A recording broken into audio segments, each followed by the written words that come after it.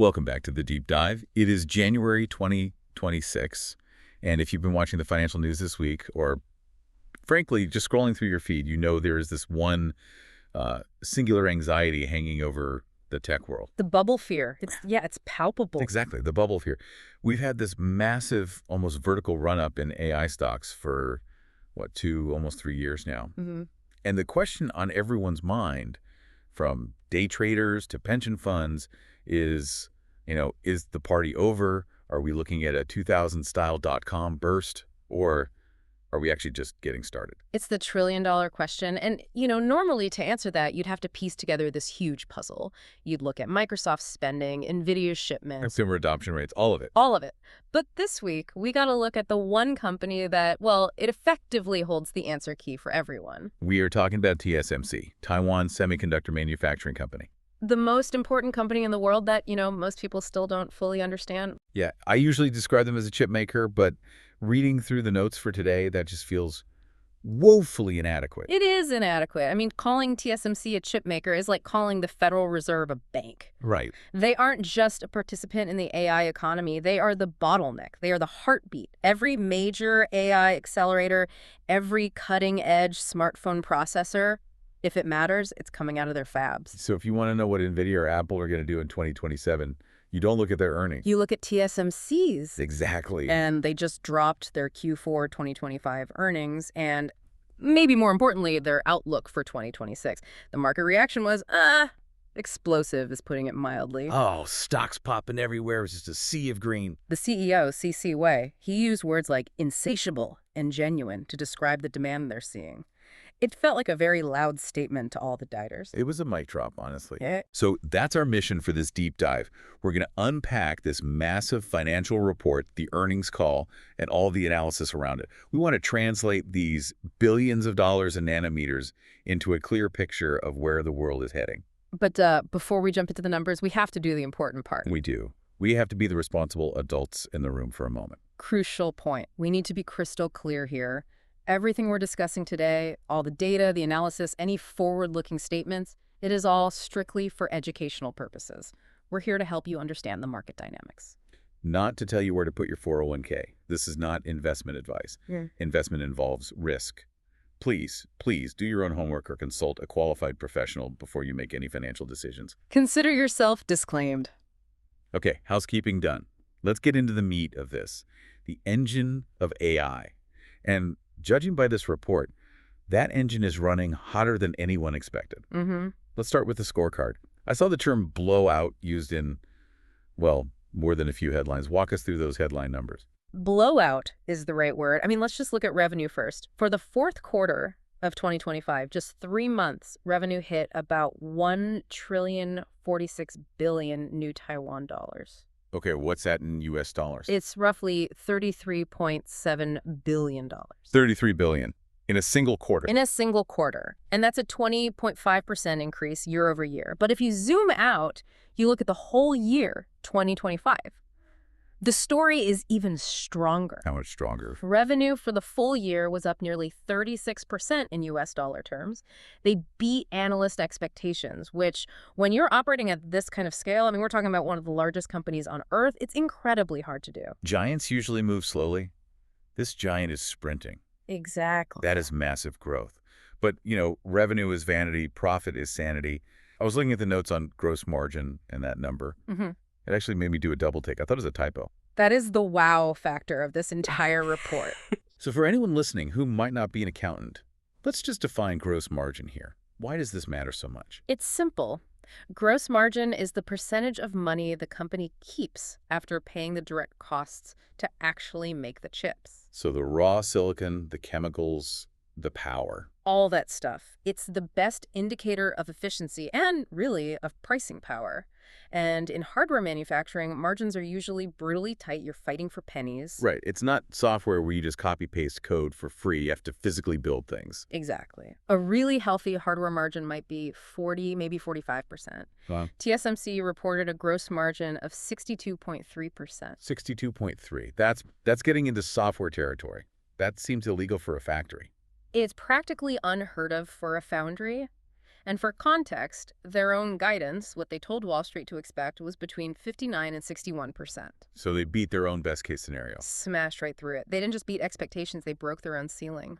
How do you squeeze that much more profit out of a factory in just 3 months? Did they just hike prices on everybody? Pricing is definitely part of it. They have the best tech, so they can charge a premium. But the real driver here is something called capacity utilization. Which just means the factories are Just full. bursting at the seams. Semiconductor fabs have these incredibly high fixed costs. The machines cost hundreds of millions of dollars. If a machine sits idle for an hour, you're just losing a fortune. Okay, got it. So when you run a factory 24/7 at 100% capacity, your fixed costs are spread out over way more chips. Every single chip you make becomes more and more profitable. TSMC is basically saying, we're making as many chips as physics allows, and we're selling every single one. And the report mentions some cost improvements and a favorable exchange rate, too. Yes, a weaker Taiwanese dollar helps them, since they sell in USD and pay costs in local currency. But really, make no mistake, this is a utilization story. The demand is just swamping the supply. And all of that flows right down to the bottom line, I assume. It certainly does. Net income, the actual profit in the bank, was up 35% year over year. Over 505 billion new Taiwan dollars. See, that's what's staggering. To grow profits by 35% when you're already the biggest player in the room. It signals they aren't just selling more volume, they're getting more profitable with every single chip they sell. It's an efficiency monster. And that efficiency brings us to a really critical point. Yeah. What exactly are they selling? Because the product mix tells a massive story about the structural shift in the entire tech world. Yeah, that's the key. Right. A few years ago, if we talked about TSMC, we'd be talking about iPhones. Apple was the sun everything orbited around. Is that still the case? The iPhone is still a huge client, don't get me wrong, but a massive structural shift has happened. We've officially crossed the Rubicon. High-performance computing, or HTC, is now king. Okay, let's unpack HPC. When we say that, we're not talking about, like, my laptop or a gaming PC, right? Mostly no. Think of HPC as the brains of the data center. These are the AI accelerators from NVIDIA, the H100s, the Blackwells. It's the server chips from AMD. It's the custom silicon that Google and Amazon are designing. All the big cloud stuff. All the big cloud stuff. In Q4, HPC accounted for 55% of TSMC's total revenue. More than half. More than half. And it grew 4% just from the previous quarter. Now compare that to smartphone chips. Smartphones are now only 32% of revenue. That is a huge flip. It wasn't that long ago those numbers were completely reversed. Exactly. And, while smartphone revenue did grow 11% this quarter thanks to the holiday season, the long-term trend is undeniable. The money, the margin, the growth, it's all in AI and servers. So TSMC isn't a phone chip company anymore. It's an AI infrastructure company. That's it. And you can see this even more clearly if you look at the technology nodes, the nanometers. Right. I always find this a little confusing. But basically, a smaller number is better. A smaller number is better. In the chip world, the nanometer refers to the tech generation. Smaller number means you can pack more transistors onto a chip, which means more power, and crucially for AI, better energy efficiency. So where's the money coming from on that front? In Q4, their 3-nanometer process, which is their absolute cutting-edge tech right now, that contributed 28% of revenue. Wow. The 5-nanometer process was 35%. When you combine everything at 7 nanometer and below, what they call advanced technologies, that now accounts for 77% of their total wafer revenue. 77%. So 3/4 of their sales are from the high-end stuff. Yes. It's like a car manufacturer where 77% of their sales weren't the budget sedans, but the luxury supercars. They were making the absolute highest-end silicon because that's what AI demands. And I saw mentioned about the 2-nanometer node, the magical node, I think an analyst called it. That's the next frontier. They didn't have revenue from it in 2025, but the outlook is that TSMC is significantly ahead of the competition there. This is their moat. The moat, right. If you're OpenAI or Google and you want to train GPT-6 in 2027, you need the most power-efficient chips just to keep your electricity bill from bankrupting you. That means you need 2 nanometer. And right now, TSMC is the only shop in town that can promise that at scale. So they have the financial strength, they have the tech dominance, but let's look forward. The market is a forward-looking machine. We're in January 2026, and there's still this fear that the AI bubble is going to pop. What did management say about the rest of this year? This was, I'd argue, the most critical part of the whole earnings call. The CEO, C.C. Wei, was asked this directly, is this a bubble? And his answer was very firm. He said the demand is genuine. Genuine. That's a specific word choice. It implies there's real utility here, not just speculation. It does. He noted that the cloud titans, the big hyperscalers, are actually seeing returns on their AI investment. They aren't just buying chips because of FOMO. They're buying them because they're monetizing AI services. And here's the kicker, the stat that should really stop you in your tracks. TSMC is completely sold out for fiscal 2026. Sold out, as in, if I'm a tech company and I want to order chips for this year, I can't. If you haven't already placed your order, you are likely out of luck. He said customer engagement is now extending 2 to 3 years out. Companies are booking capacity for 2027 and 2028 because they're terrified of not getting supply. That's wild. It creates this scarcity mindset. Everyone is scrambling for a seat at the table. It does, but, talk is cheap. CEOs can say demand is strong all day. The real test is, are they putting their money where their mouth is? Right. What are they spending? Exactly. And this brings us to what I'd call the CapEx bombshell. CapEx, capital expenditures, is basically spending money now to build the factories of tomorrow. And semiconductor fabs are notoriously expensive. The most expensive factories in human history. In 2025, TSMC spent about $41 billion. For 2026, the guidance is significantly higher. How much higher? Sources and analysts are pegging it in the range of $52 to $56 billion. That's a roughly 32% increase. $56 billion in 1 year. That is the GDP of a small country. It is. Just for perspective, the entire Apollo program to put a man on the moon cost about $25 billion in 1960s dollars. Even adjusted for inflation, TSMC is spending a moonshot's worth of money in a single year. That is an insane comparison. And you just don't spend $50 billion building factories unless you are absolutely 100% certain the orders are coming. This lifts the whole ecosystem. If TSMC is spending that, it means they're buying machines from ASML, they're buying material. It's a massive vote of confidence. A massive vote of confidence in the longevity of this AI boom. It really kills that bubble narrative, doesn't it? At least for the next 12 to 24 months. You don't light $50 billion on fire for a bubble. Precisely. If they thought demand was going to dry up in 6 months, they'd be cutting CapEx, not raising it by 30%. This is them doubling down. Now, there's another layer to this expansion, which brings us to the geopolitical side of things. We can't talk about Taiwan and chips without talking about the elephant in the room. The risk, yeah. We saw reports from CNBC about a new dynamic between Taiwan, TSMC, and the U.S. Huge news. From what I read, there's a reported commitment for Taiwan and its tech sector, led by TSMC, to invest around $250 billion in the U.S. In exchange, the U.S. is lowering tariffs on Taiwanese imports down to 15%. And we're seeing this play out in Arizona, right? That project's had some delays. It has, but the tone has shifted. TSMC is now accelerating its expansion in Arizona, and this is crucial for risk management.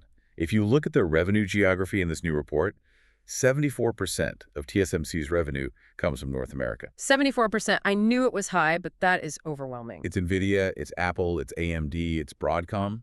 China, on the other hand, is only 9%. That is a stark difference. I think people assume because they are physically in Taiwan, they are economically tied to the Chinese market.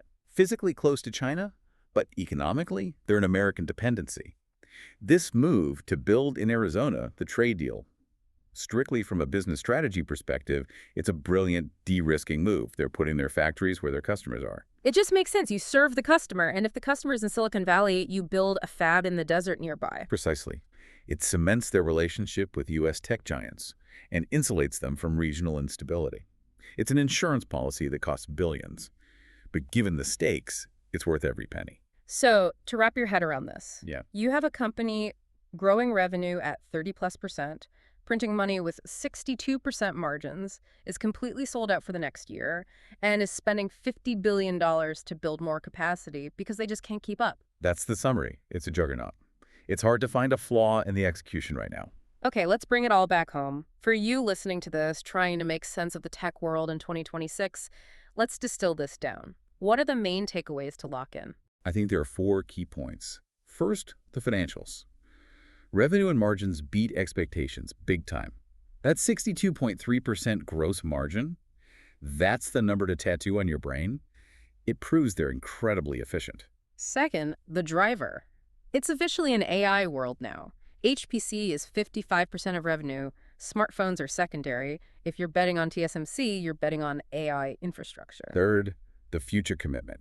That CapEx number over $50 billion for 2026 is the strongest signal possible that demand is not slowing down. It's a huge vote of confidence. And fourth, the strategic position. They're sold out and technically ahead with that 2-nanometer node coming. They have a monopoly-like status on the most advanced chips. It really does feel like they've built a fortress around their business. But, looking at all this, is there a downside?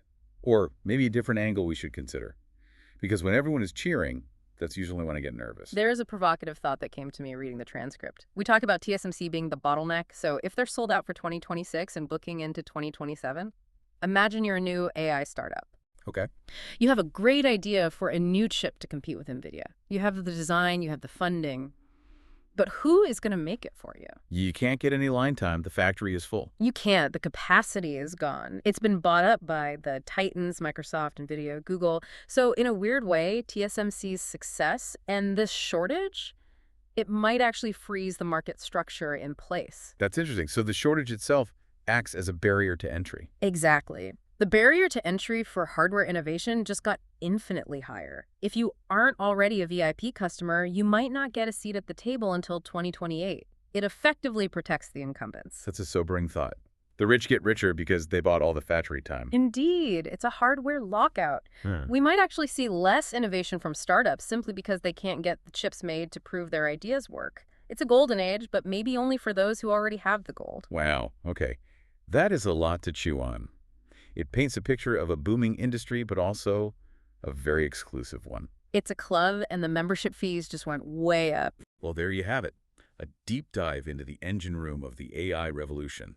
The numbers look invincible right now, but as we always say, the semiconductor industry is cyclical. Execution risks are real. Building factories in Arizona isn't easy. Labor shortages are a thing. Geopolitical winds can shift. But for now, TSMC is firing on all cylinders. Absolutely. It'll be fascinating to watch if they can execute on that $50 billion spend this year without any hiccups. We will be watching closely. Thank you for joining us on this deep dive. We hope this helped clarify some of the noise around those earnings headlines. Cherno Biao said,